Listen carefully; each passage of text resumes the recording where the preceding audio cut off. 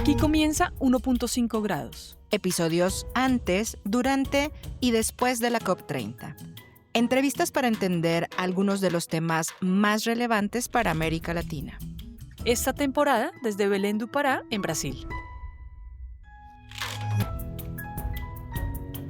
Hola Mariana, ¿cómo estás? Estamos aquí ya para el segundo episodio de la temporada 2025 de 1.5 grados. Hola Alejandra y hola a toda nuestra audiencia. Les damos la bienvenida ya que arrancó la COP30 y hoy con este espacio queremos contarles que tenemos una invitada muy especial. Ella ha estado detrás de gran parte de lo que ha pasado en los últimos 15 años en el marco de las negociaciones y trabajando porque se acelere la implementación del Acuerdo de París. Fue la secretaria ejecutiva de la Convención y quien lideró el proceso de negociación para llegar a este gran acuerdo, y después de esto ha seguido liderando diferentes estrategias para implementar el Acuerdo de París. Tiene un podcast que se llama Outrage and Optimism y escribió un libro que se llama The Future We Choose. Bueno, con esta descripción seguramente muchos de ustedes ya saben de quién se trata, pero escuchemos quién es. Hola, yo soy Cristiana Figueres y sigo siendo a estas grandes edades de mi vida una fiel sirvienta del planeta. Cristiana, bienvenida a este episodio de 1.5 grados. No, más bien muchísimas gracias y felicitaciones por el trabajo que hacen en el mundo del podcasting.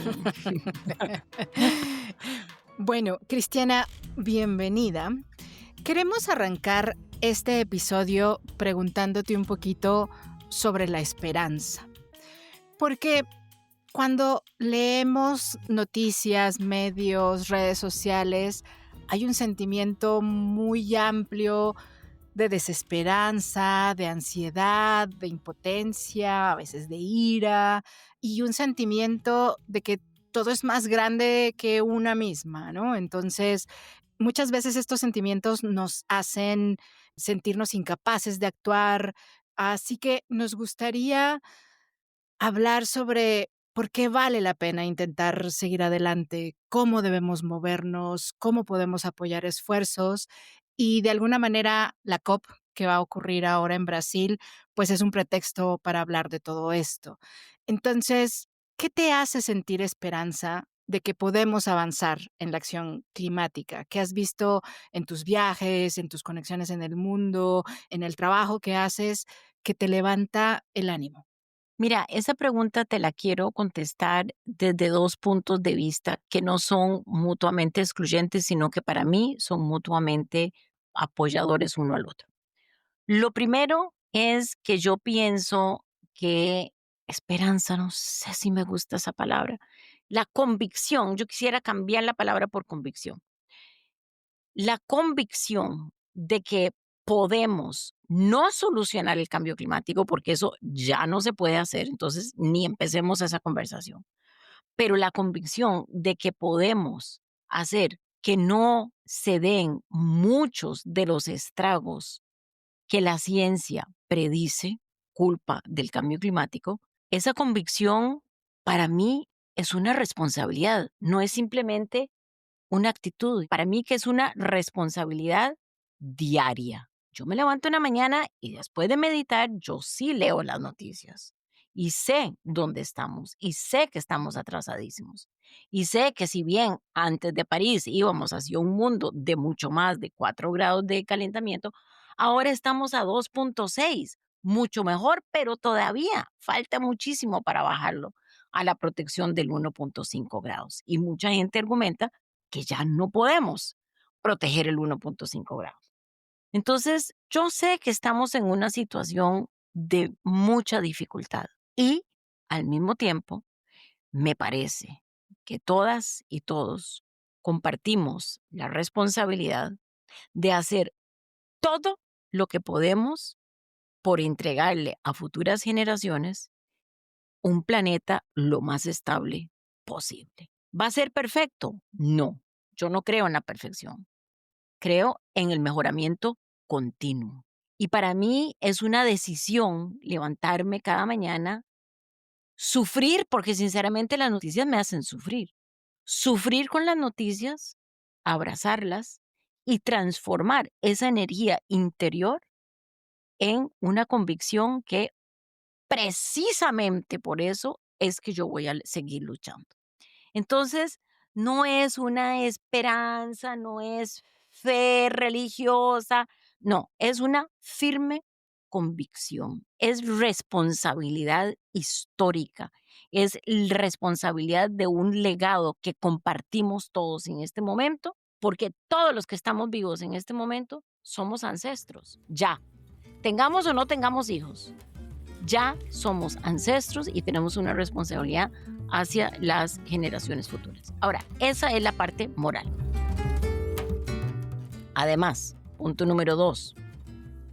Yo veo que la pura verdad es que hemos mejorado muchísimo, no lo suficiente todavía, pero muchísimo, la situación que teníamos antes de París, hace 10 años, y la que tenemos ahora. Unos cuantos ejemplos. En el año 2015, la Agencia Internacional de Energía decía que los renovables iban a crecer poco a poco y que iban a poder lograr una fracción de la demanda futura de la electricidad. Y en esa realidad logramos el Acuerdo de París. Hoy, 10 años más tarde, la verdad es que 80% del crecimiento en la demanda global de electricidad, 80% ya es de renovables. O sea, que los renovables han penetrado el mercado 15 veces más rápido de lo que se esperaba. Eso no lo podríamos haber sabido hace 10 años. Vehículos eléctricos, otro caso. En el año 2015, la misma Agencia Internacional de Energía dijo que para el año 2030, un 20% del mercado de vehículos iban a ser eléctricos. Hoy estamos en el año 2025 y ya pasamos ese 20%. Y para el año 2030, ni te cuento, ¿verdad? Porque todo eso va exponencial. Y finalmente, para no cansarlas con muchos datos, porque es que los datos son muchísimos, veamos el costo de los combustibles fósiles. Necesariamente sube y baja y sube y baja como el playground de los niños. Solo que ahí quienes determinan los precios que suben y bajan no es ni siquiera el mercado, es el cartel de la industria que se llama la Organización de Países Exportadores de Petróleo. Ellos determinan el precio. Y aún así, hoy, 10 años después de París, ya la energía solar y el almacenamiento de energía en baterías juntos ya son más baratos si se instala algo nuevo para la demanda que sigue creciendo que cualquier planta nueva de gas o de carbón en la gran mayoría de los mercados. Entonces, claro que hay una gran ansiedad porque no estamos transformando y haciendo la transición que tenemos que hacer al paso que lo dicta la ciencia. Y yo eso lo comparto. Y al mismo tiempo, tenemos que reconocer que hemos progresado más de lo que hubiéramos creído hace 10 años y que ese progreso representa la parte de abajo de una curva exponencial, que de aquí solo vamos para arriba en penetración de mercado, en eficiencia, en demanda y vamos para abajo en costos. Entonces, si lo ves desde la perspectiva moral, ¿cuál es la responsabilidad de todos los seres humanos? O si lo ves desde la perspectiva económica, caes en la misma conclusión. ¿Cuál es esa conclusión? Que no podemos garantizar para nada que vamos a solucionar el cambio climático, pero que sí tenemos un muy buen chance de por lo menos evitar los peores estragos. Cristiana, voy a entrar en una pregunta a partir como de ese primer bloque que tú mencionas en el marco de lo moral, porque estoy segura que Alejandra después va a entrar en el segundo que está más asociado como al reconocimiento de lo que ha avanzado. Y es, tú hablas de una responsabilidad personal, individual y una convicción desde lo individual por cada uno desde que nos levantamos en que podemos hacer algo y en que todavía se puede hacer algo para evitar los peores escenarios del cambio climático. Te quiero dar un ejemplo también basado un poco en cómo vemos nosotros que esto ha avanzado, y es precisamente en el reporte que saca CPI todos los años frente al panorama global de financiamiento climático. Hay un dato muy interesante, y es cuánto se ha movilizado a través de los hogares o de los individuos. Y es casi del 1.9 billones de dólares. El 24% estuvo reflejado a través de hogares e individuos, en cambios de calefacción, en vehículos eléctricos.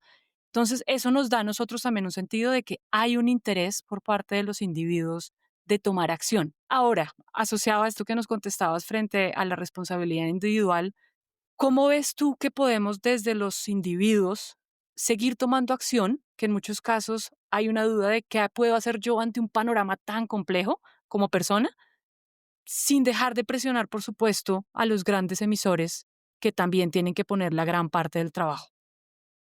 Para darte otro dato que fortalece tu argumento inicial de la participación de los individuos, de los ciudadanos, salió otro reporte recientemente que dice que el 89% de la población mundial quiere y espera que sus gobiernos hagan lo responsable en cambio climático. Entonces, y eso no era así hace 10 años, eso era como un 40%, ahora ya vamos por el 89%. ¿Por qué?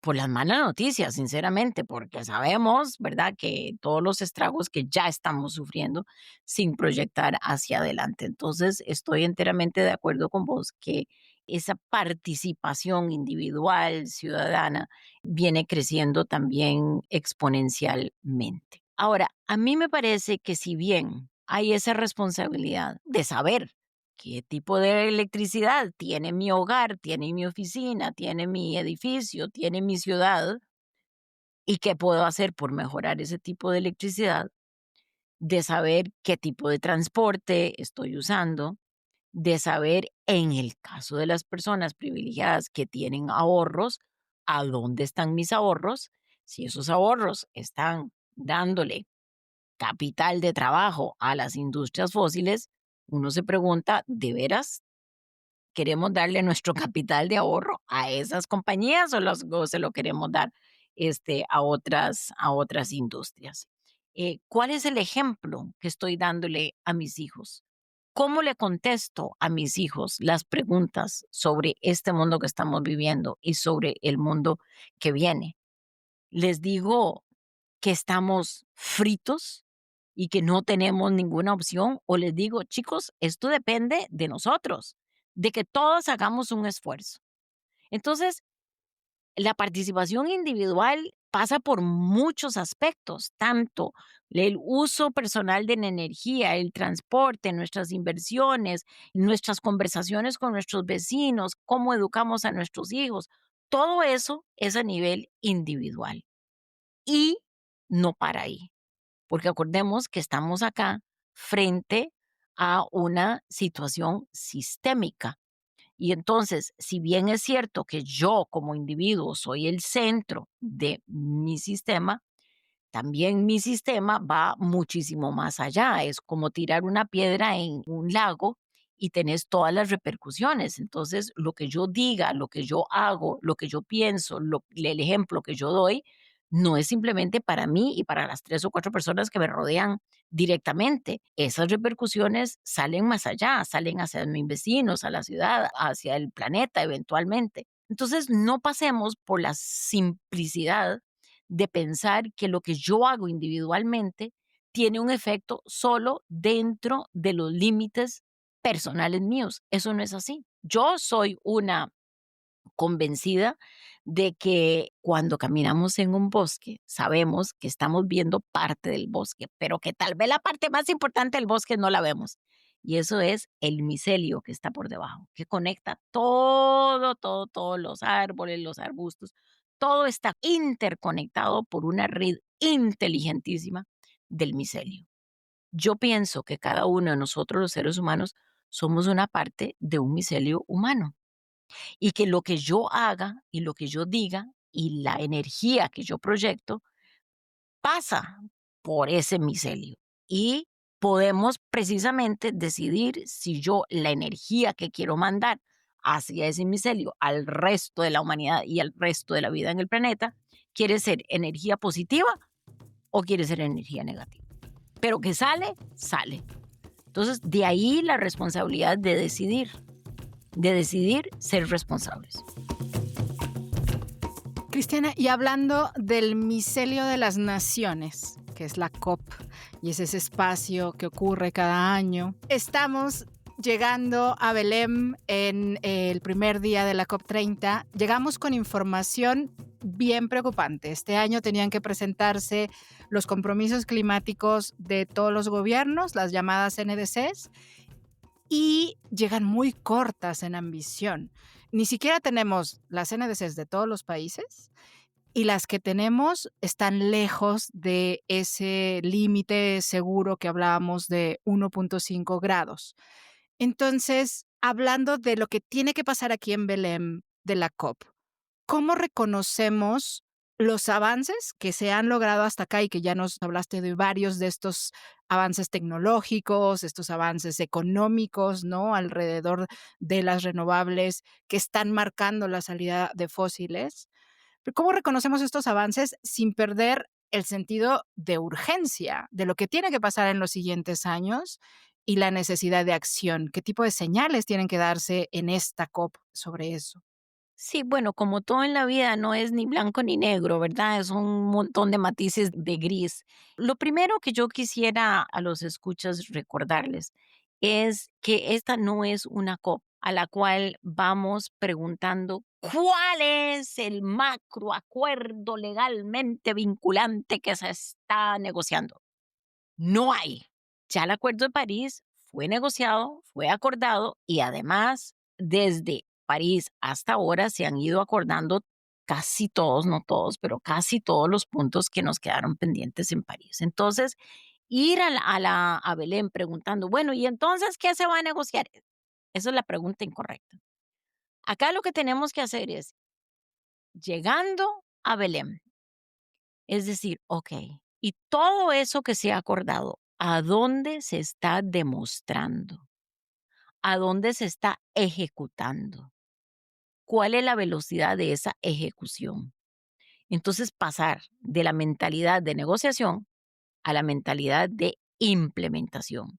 Y ahí me parece que esta COP va a ser maravillosa, porque en la zona azul, que es la zona de todos los gobiernos nacionales, en donde van los negociadores muy bien entrenados y van a hacer su cosa, todo bien.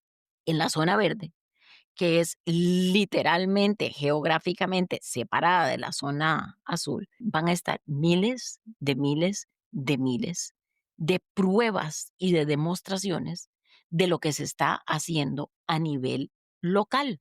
Eso es lo emocionante, porque nosotros tenemos que pasar de las negociaciones a la implementación y de lo global a lo local para poder entender qué es lo que está pasando en la economía real y no en una diplomacia que tiene su rol, pero que no es el vector de cambio que lo fue hace 10 años.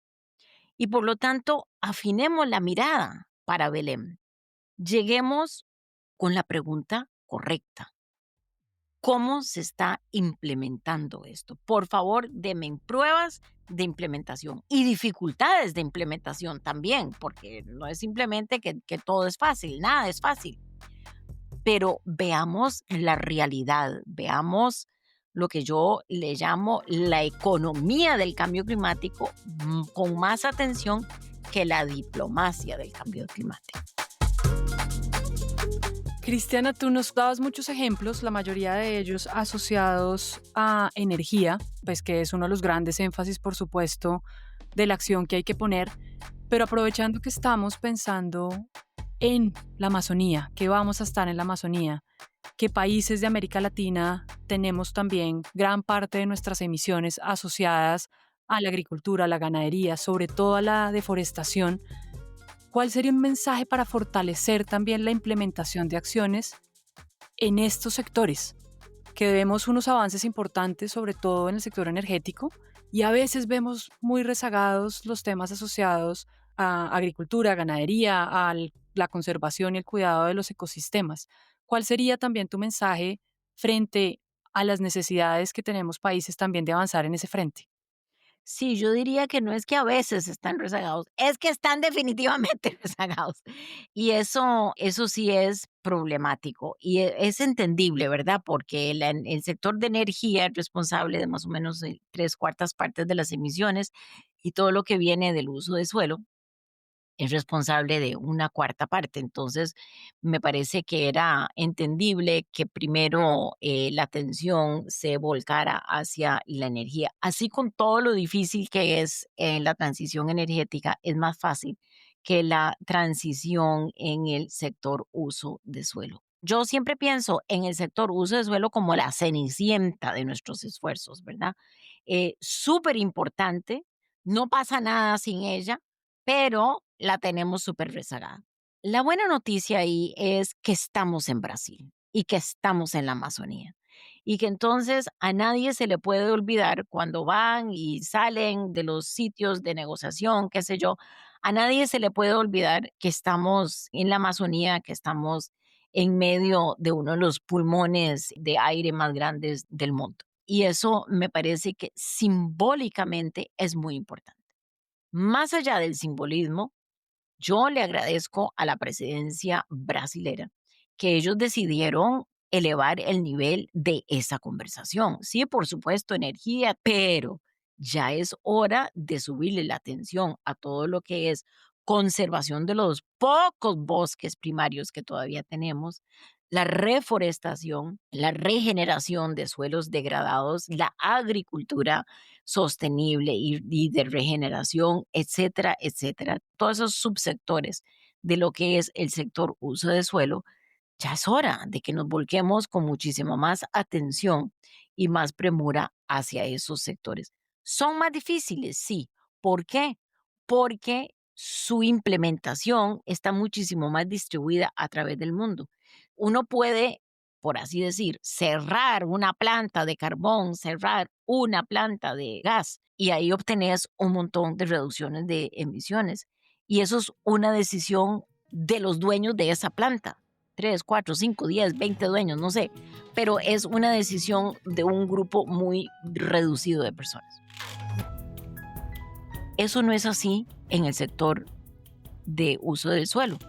Ahí tenemos a millones y millones de agricultores, de ganaderos, millones de personas que tienen que cortar un árbol para darle de comer a sus hijos. Ahí tenemos una responsabilidad muchísimo más difusa y distribuida que en el sector de energía. Además, no tenemos un imperativo económico, porque si vos pones una finca solar, pues le haces la inversión, pero también vas a tener tus ganancias y las ganancias tienen que ser mayores a la inversión, porque si no, no tenés tasa de retorno.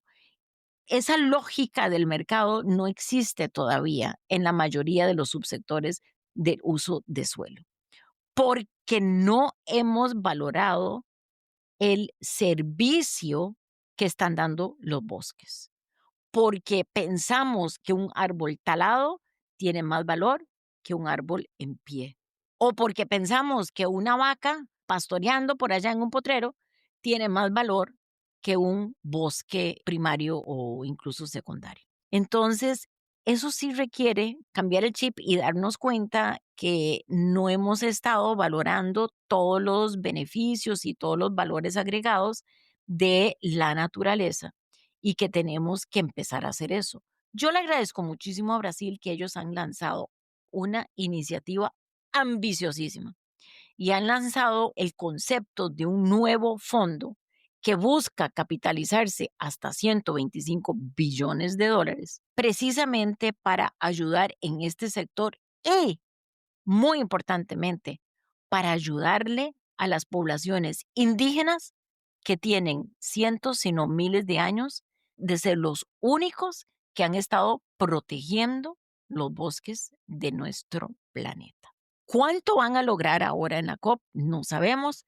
Sabemos que ya Brasil puso 1 billón, sabemos que Tailandia ya dijo que muy posiblemente pone, Alemania, Reino Unido, algunos otros países.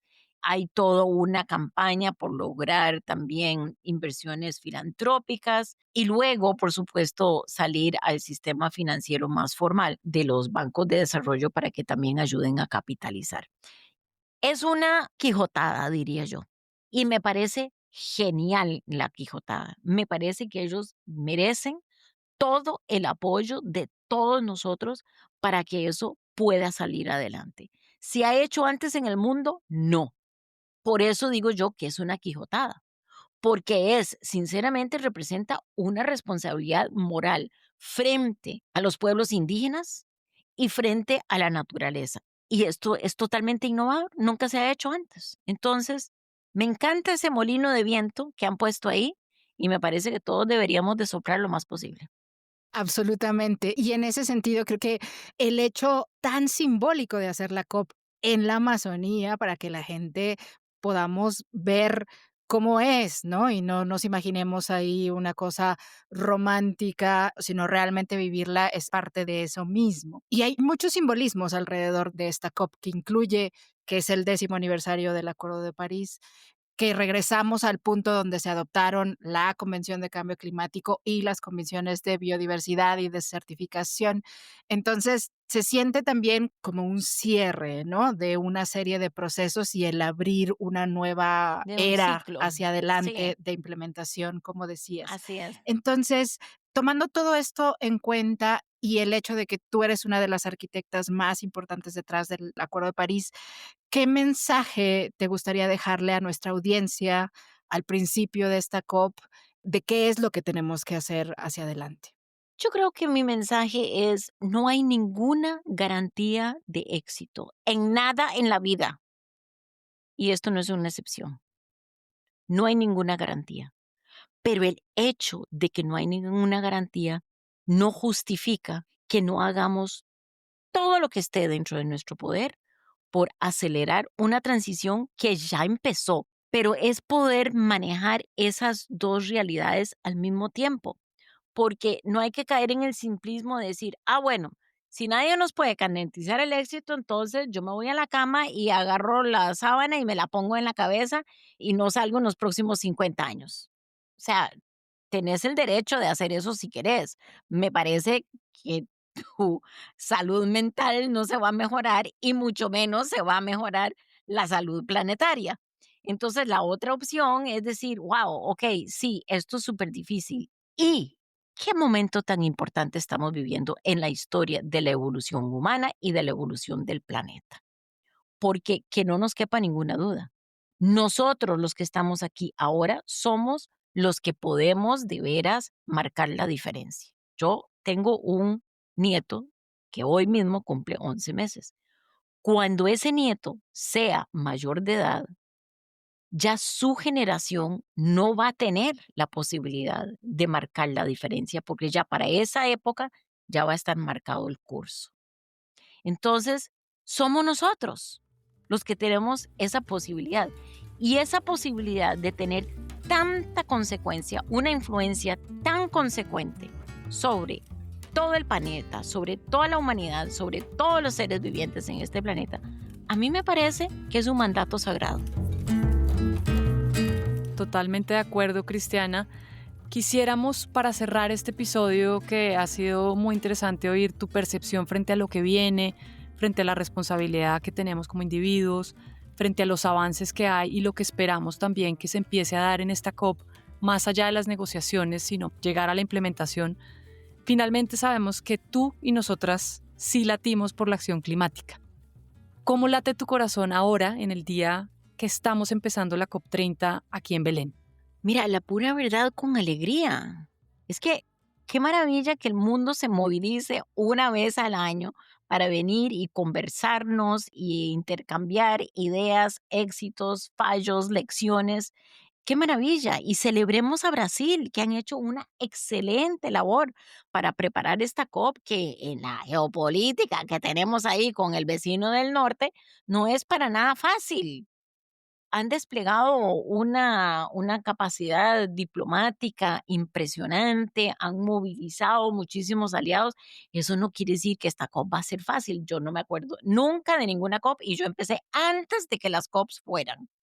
Antes de la COP 1 yo ya estaba metido en esta danza. Entonces yo no recuerdo ninguna COP que fuera fácil. Entonces no esperemos que sea fácil, pero que puede ser productiva y que puede ser un hito que nos reafirme que vamos por buen camino, definitivamente.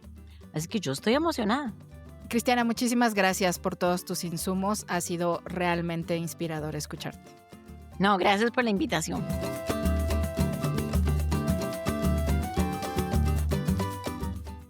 Mariana, creo que esta fue una entrevista verdaderamente interesante y muy inspiradora.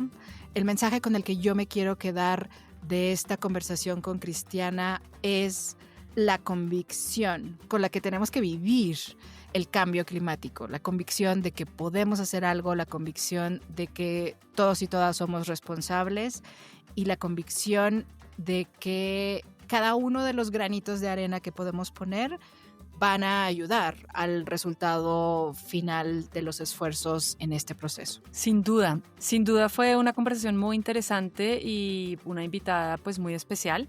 Yo me quiero quedar con algo que ella mencionaba y es precisamente este nuevo fondo que está promoviendo Brasil, que más allá del fondo como tal y lo que significa, que ella nos lo contaba en el episodio, yo hago una relación con la necesidad de generar y pensarnos de manera diferente las cosas, de crear innovación alrededor de cómo podemos avanzar en una implementación mucho más rápida, pero para eso hay que pensar de manera diferente e innovar un poquito en lo que hemos venido haciendo hasta el momento.